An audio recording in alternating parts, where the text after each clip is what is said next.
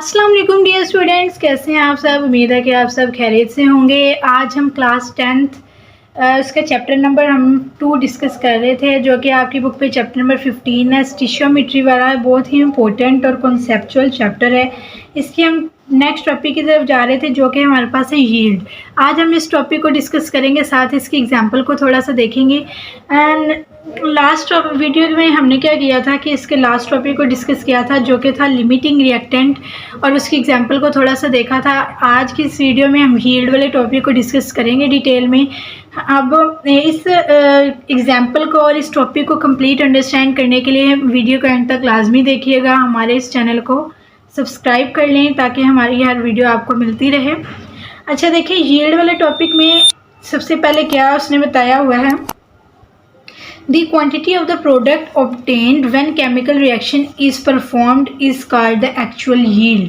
Actual yield का मतलब है जो रियल में हमारे पास जो यील्ड है। यील्ड होता है, आप ये समझ लें कि प्रोडक्ट की जितनी कोई भी हम रिएक्शन करवा रहे हैं, तो रिएक्शन को करवाने के बाद प्रोडक्ट की जितनी भी अमाउंट हमें मिलती है, तो हम कहते हैं कि ये उसकी यील्ड है। फॉर एग्जांपल, हमने एक रिएक्शन करवाया और हमें 95% प्रोडक्ट मिल जाता है, तो हम कहते हैं कि इसकी यील्ड 95% है, ये इसकी यील्ड थी। तो इसकी ये सिंपल सी एक्चुअल यील्ड की डेफिनेशन है कि the quantity of the product, वो प्रोडक्ट की वो अमाउंट ऑब्टेन जो हमें मिलती है when chemical reaction is perform, जब भी हम भी कोई भी केमिकल रिएक्शन परफॉर्म करवाते हैं, इस कॉल्ड एक्चुअल यील्ड। वो हमारे पास क्या होती है, उसकी एक्चुअल यील्ड होती है। This yield is always less than the theoretical yield. ये जो यील्ड है वो हमेशा थ्योरेटिकल यील्ड से कम होती है। क्यों? इसकी भी रीज़न मैं आपको बताऊंगी। यहाँ पे क्वेश्चन बनता है कि वाई एक्चुअल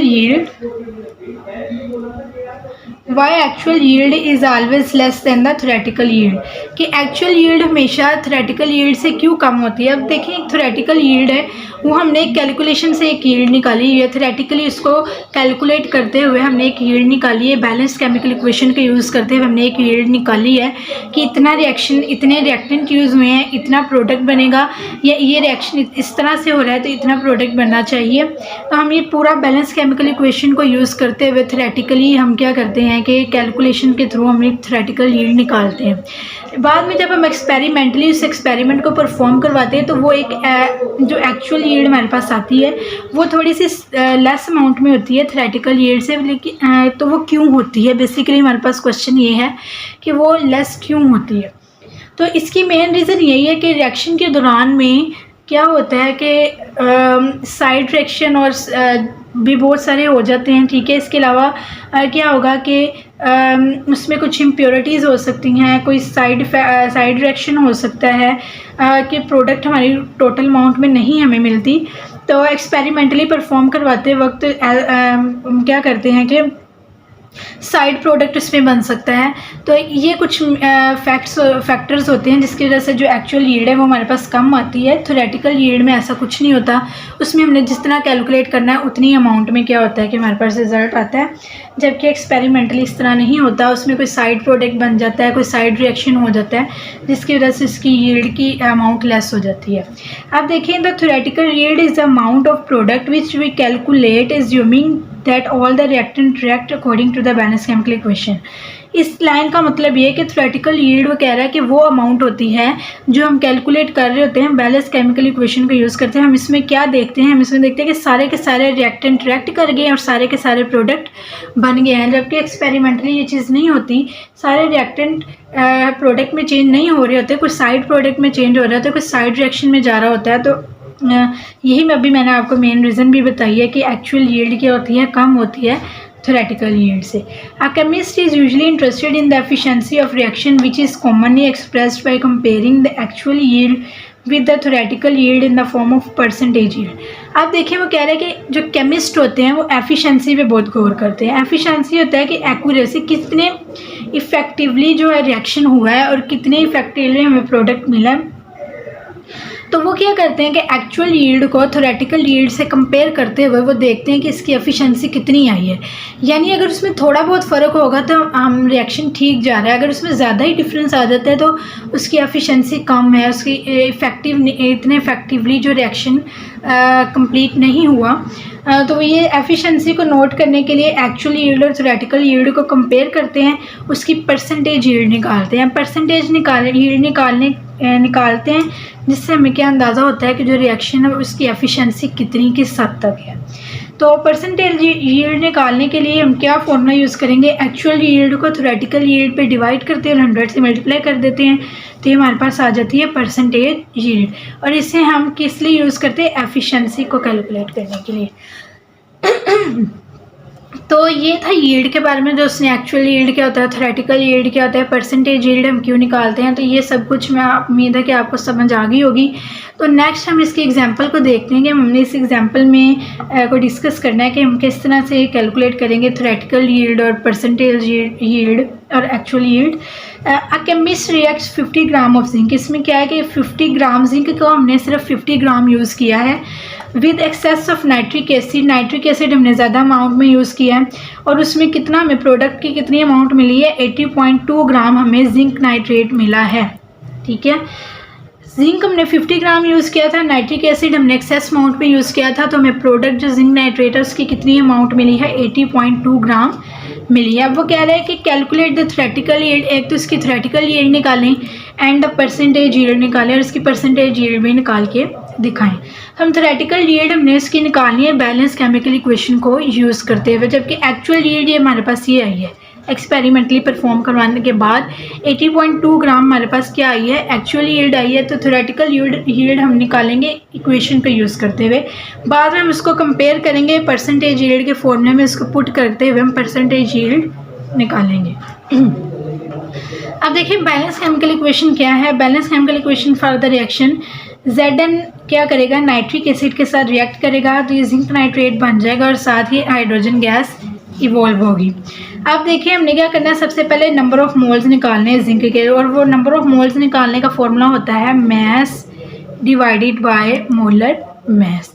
अब मैस तो हमारे पास उसने हमें दिया हुआ है जिंक का 50 ग्राम, ठीक है, जबकि मोलर मैस हमें लर्न करना पड़ता है, तो जिंक का मोलर मैस होगा 65.37, ये आपको लर्न करना पड़ेगा। उसके बाद देखिए हम नंबर ऑफ मोल्स निकालेंगे। सबसे पहले ऊपर हमने मैस को पुट किया, नीचे मोलर मैस को पुट किया है, डिवाइड करने के बाद हमारे पास नंबर ऑफ मोल्स आ गए 0.76 ग्राम्स। अब देखिए 0.76 ग्राम आ गए हमारे पास नंबर ऑफ मोल्स, किसके आए हैं, जिंक के। वो हमने किस तरह निकालने हैं, उसके मैस को मोलर मैस पर डिवाइड करते हुए। अब जबकि जिंक नाइट्रेट की जो एक्चुअल हमारे पास वैल्यू है उसने हमें खुद दी हुई है 80.2 ग्राम्स, ठीक है।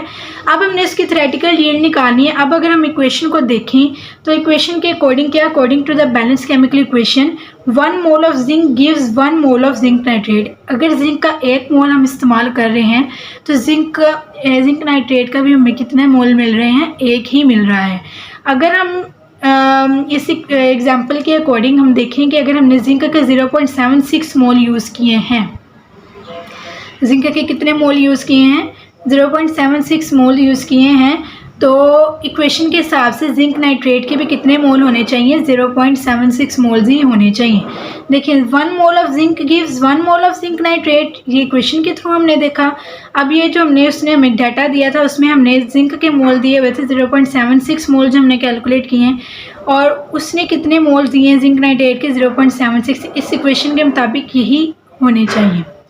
उसके बाद देखिए amount of zinc nitrate in grams. अब हमने ग्राम्स में इसकी अमाउंट निकालनी है, तो हमारे पास फॉर्मूला क्या था, number of moles equal to mass over molar mass. हमने निकालना है मैस ग्राम्स में, ग्राम्स का मतलब होता है मैस निकालना है हमने, तो ये मोलर मैस जाके नंबर ऑफ मोल्स के साथ डिवाइड हो जाएगा। अब जो है कि नंबर ऑफ मोल्स तो हमारे पास हैं 0.76, लेकिन जो मोलर मैस है हमारे पास जिंक नाइट्रेट का वो नहीं है, तो वो निकालने का तरीका ये है, जिंक का एटॉमिक नंबर 65.37, जैसे कि मैंने आपको बताया कि आपको याद करना पड़ेगा। इसके बाद N नाइट्रोजन का 14 होता है, ये भी आपको याद करना पड़ेगा। ऑक्सीजन का 16 होता है, ये भी आपको याद करना पड़ेगा। 3 आइटम है तो हम 3 से मल्टीप्लाई कर देंगे, ब्रैकेट क्लोज, और 2 एज इट इज़ लगा रख देंगे। 65.37 ऐसे रहेगा, 14 भी ऐसे रहेगा, जबकि 16 को 3 से मल्टीप्लाई करेंगे तो हमारे पास 48 आंसर आ जाएगा, bracket close 2 as it is आ जाएगा। उसके बाद 65.37 फिर ऐसे रहेगा, 14 और 48 को प्लस करेंगे तो 62 आ जाएगा, bracket close 2 as it is आ जाएगा।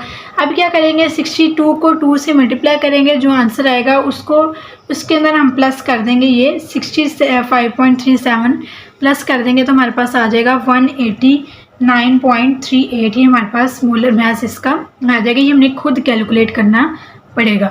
तो अब क्या करेंगे, हम नंबर ऑफ़ मोल्स को मोलर मास के साथ मल्टीप्लाई करेंगे तो हमारे पास क्या आ जाएगा, मास आ जाएगा जिंक नाइट्रेट का।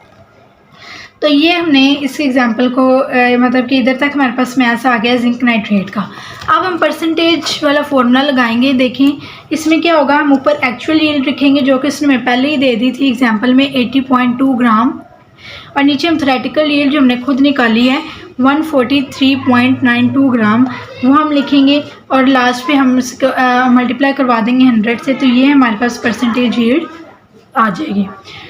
तो ये था पूरा का पूरा मेथड यील्ड निकालने का। थ्योरेटिकल यील्ड क्या है, एक्चुअल यील्ड क्या है, आपको समझ आ गई होगी, और किस तरह से हमने परसेंटेज यील्ड को कैलकुलेट करना है।